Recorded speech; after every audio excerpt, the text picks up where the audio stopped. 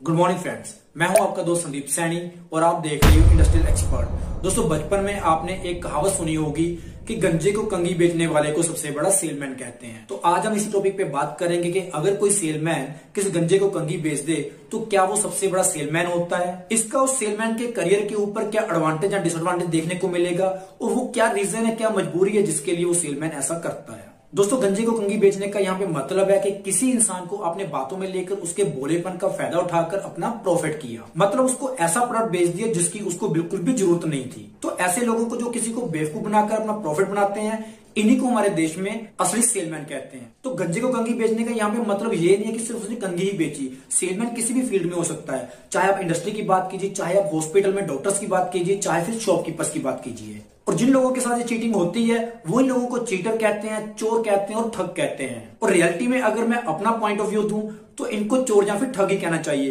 क्योंकि सेलमैन की ये डेफिनेशन ही नहीं है। अगर प्रैक्टिकली मार्केट की बात करें तो उसमें 100 में से 90% लोग तो हर रोज गंजे को कंघी बेचते हैं, मतलब हर रोज चीटिंग करते हैं। सिर्फ 10% लोग ऐसे हैं जो आपकी प्रॉब्लम को समझते हैं और उसी के अकॉर्डिंग आपको सोल्यूशन देते हैं। तो आज की वीडियो में हम बात करेंगे ये जो 90% लोग हर रोज गंजे को कंघी बेचते हैं, इनकी क्या मजबूरी होती है, क्या रीजन है जिसके कारण वो ये काम करने के लिए मजबूर होते हैं। और जो 10% लोग ईमानदारी से काम करते हैं, आप उनके तक पहुंच ही नहीं पाते क्योंकि आपको स्टेप बाय स्टेप एक के बाद एक धोखा मिलता रहता है। तो इसके लिए सबसे पहला पॉइंट है लालच। मतलब कुछ लोग ऐसे होते हैं जो जल्दी से जल्दी अमीर होना चाहते हैं, तो उस केस में वो कैसे भी करके सच या झूठ बोलकर किसी को कोई भी प्रोडक्ट बेच देते हैं। उनको लगता है कि ये जो धोखा उन्होंने कस्टमर के साथ किया है, इसके बारे में कस्टमर को तो पता नहीं लगेगा और साथ में मार्केट में भी पता नहीं लगेगा। और यही सबसे बड़ी गलती है, क्योंकि आदमी तो कस्टमर को पता चल ही जाएगा कि जो कंघी आपने गंजे को बेची है उसका कोई बेनिफिट नहीं है। अब लोग भी हंस रहे हैं उसके ऊपर भी, आपको कौन ठग कर चला गया।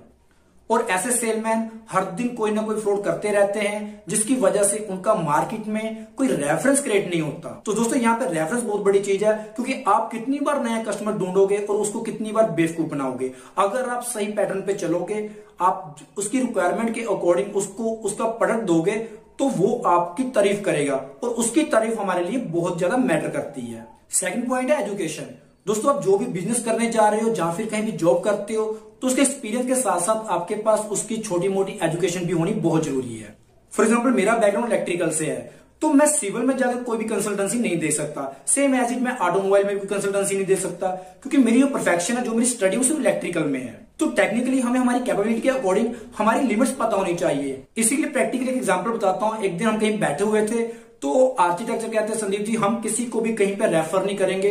रीजन क्या है, अगर हम किसी को कहीं पर रेफर करते हैं, वो क्लाइंट के सामने या फिर पीछे हमारी बेइज्जती कर देता है। उस आर्किटेक्चर का मानना ये था भी हमने भी स्टडी की हुई है, हम एजुकेटेड है, बिल्डिंग भी हमने डिजाइन की है, कस्टमर भी हमने आपको दिया है, और अगर हमने कोई इलेक्ट्रिकल कंसल्टेंसी दे दी तो उसमें आपने वहां पे डिनाई क्यों कर दिया। वैसे 90% लोगों का मानना यही होगा कि अगर आर्किटेक्चर ने कुछ गलत बोल दिया तो आपको भी वहां पे उसकी सहमति में हाँ मिला देनी चाहिए थी। और 10% लोग समझ गए होंगे कि क्यों इलेक्ट्रिकल इंजीनियर ने वहां पे किसी को मना कर दिया, डिनाई कर दिया उसकी प्रपोजल को।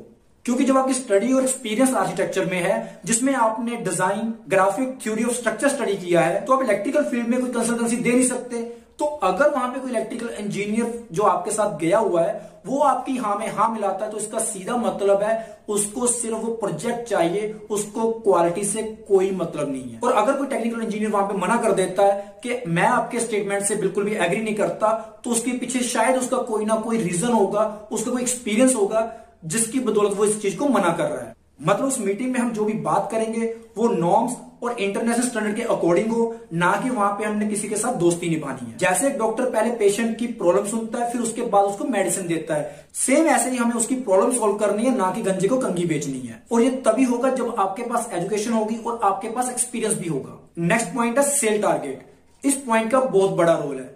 जब भी आप इंटरव्यू देने जाते हो तो इंटरव्यू आपसे ये पूछता है कि आप कितनी की सेल करते थे और हमारी कंपनी के लिए कितनी सेल अचीव करोगे।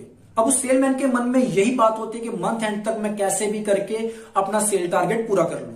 अब वो सेलमैन इस टारगेट को अचीव करने के लिए या फिर अपनी जॉब को सेफ रखने के लिए मार्केट में जो भी स्टेटमेंट देता है उसको पता ही नहीं चलता वो सच बोल रहा है या फिर झूठ बोल रहा है, क्योंकि उसको अपनी जॉब बचानी है या फिर सेल टारगेट पूरा करना है। और ऐसे केस में वो अपनी सारी लिमिट्स क्रॉस करता है, जिसकी वजह से उसका अपने ऑफिस में तो बहुत अच्छा नाम हो जाता है कि लड़का बहुत ज्यादा सेल कर रहा है, लेकिन वो धीरे धीरे मार्केट में बदनाम होना शुरू हो जाता है। और जो सेलमैन लगातार 3 से 4 साल मार्केट में सच झूठ बोलकर गंजे को कंघी बेचता है, वो मोस्टली मार्केट में बदनाम हो चुके होते हैं।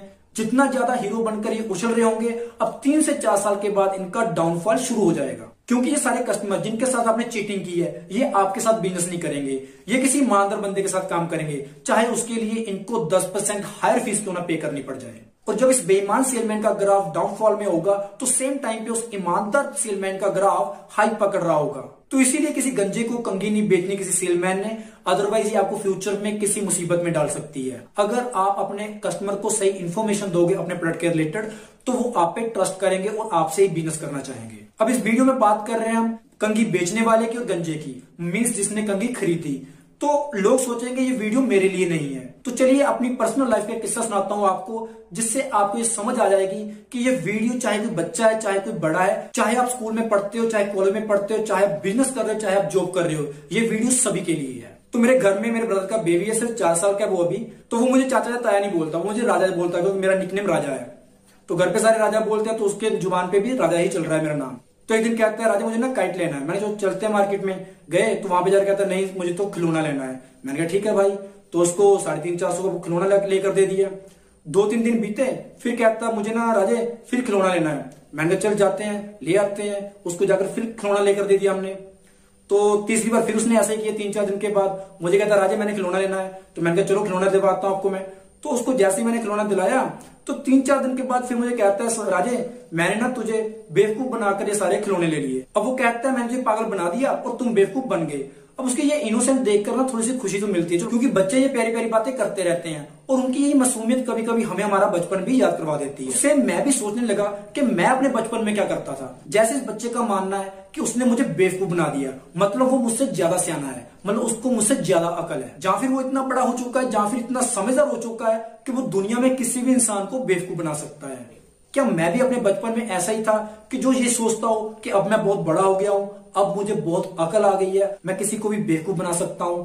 तो दोस्तों 4-5 साल की एज में मैं कैसा था वो तो मुझे याद नहीं है, और अगर आपको अपने बचपन का कोई किस्सा याद हो तो आप कमेंट में शेयर कर सकते हो। तो जब मैं 11 साल का हो गया, तब मेरे अंदर ये फीलिंग थी कि अब मैं बहुत बड़ा हो गया हूं, अब मेरे अंदर बहुत अकल है, अब मुझे कोई और समझाने की कोशिश ना करे, मुझे किसी की जरूरत नहीं है। फिर 2 साल के बाद जब मैं 13 साल का हो गया, तब मेरे अंदर ये फीलिंग आई, नहीं यार 11 साल की उम्र में थोड़ा बच्चा ही था, अब 13 साल का हो गया हूं, अब मुझे बहुत अकल है, अब कोई और मुझे ना समझाए। फिर जिंदगी के 2 साल और बीते और 15 साल की उम्र में समझ में आया, नहीं यार 11 साल और 13 साल में मैं इतना अक्लमंद नहीं था, अब मुझे बहुत अकल है, अब मुझे कोई ना समझाए। तो मेरा मानना था 13 साल की उम्र तक तो मैं गलत था, लेकिन अब 15 साल की उम्र में मैं सही डायरेक्शन पे जा रहा हूँ। मींस सारी दुनिया को 15 साल की उम्र में अकल आ जाती है, मतलब इस एज में आकर इंसान परफेक्ट हो जाता है, वो अपने डिसीजन खुद ले सकता है, चाहे वो करियर के रिलेटेड हो, चाहे मैरिज लाइफ के रिलेटेड हो। ऐसे करते करते जैसे जैसे मैं बड़ा हो रहा था, हर 1.5-2 साल के बाद एक नया एक्सपीरियंस मिलता था, तो समझ में आता था, नहीं यार पहले मैं इतना अक्लमंद नहीं था, लेकिन अब मैं अक्लमंद हूं। तो आज फाइनली जब मैं 35 ईयर्स का हो गया हूं, तो उस 4 साल के बच्चे ने जाने जाने में मुझे वो बात सिखा दी जो बड़े से बड़ा इंसान भी मुझे नहीं सिखा सका। मतलब 35 साल की उम्र में जाकर मुझे बात समझ में आई, अगले 2 साल में मुझे और एक्सपीरियंस आएगा, फिर 2 साल के बाद मुझे और एक्सपीरियंस आएगा। मतलब इस 35 साल की एज में मैं अपनी इलेक्ट्रिकल लाइन का या फिर सेल लाइन का 1% भी नहीं सीख सका, और इस दुनिया को समझना तो बहुत बड़ी बात है। सेम ऐसे ही जब हम जॉब करते हैं, जहां फिर किसी कंपनी के ओनर हैं और किसी बिजनेस की डील करते हैं, तो उसके फ्यूचर रिजल्ट को हम अच्छी तरह स्टडी नहीं कर पाते, जिसकी समझ हमें बहुत देर के बाद आती है। लेकिन तब तक हम उस दलदल में फंस चुके होते हैं, क्योंकि आपके कैरेक्टर पे बहुत सारे दाग लग चुके होते हैं, और ये दाग धोने उतने ही मुश्किल होते हैं जितना उस 4 साल के बच्चे को समझाना मुश्किल है कि बेटा अभी आप बच्चे हो, आप किसी को बेवकूफ नहीं बना सकते, इतने अक्लमंद नहीं हुए। तो कहने का मतलब है, जो सेलमैन गंजे को कंघी बेच रहा होता है, ज्यादातर उनको भी नहीं पता होता कि वो सही कर रहे हैं या फिर गलत कर रहे हैं। ऐसा नहीं है कि इसमें सारी गलती सेल्समैन की होती है, इसमें 50% गलती जो होती है वो कस्टमर की भी होती है, क्योंकि कस्टमर भी हर बार हर डील में अपने आप को ज्यादा अक्लमंद समझता है, जिसकी वजह से वो इन धोखों का शिकार हो जाता है। तो उम्मीद है दोस्तों आपको मेरी इस वीडियो से गंजे को कंघी बेचने का क्या बेनिफिट होगा या फिर क्या नुकसान होगा की कंप्लीट नॉलेज मिल गई होगी।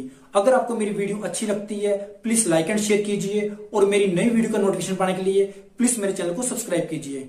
Thank you.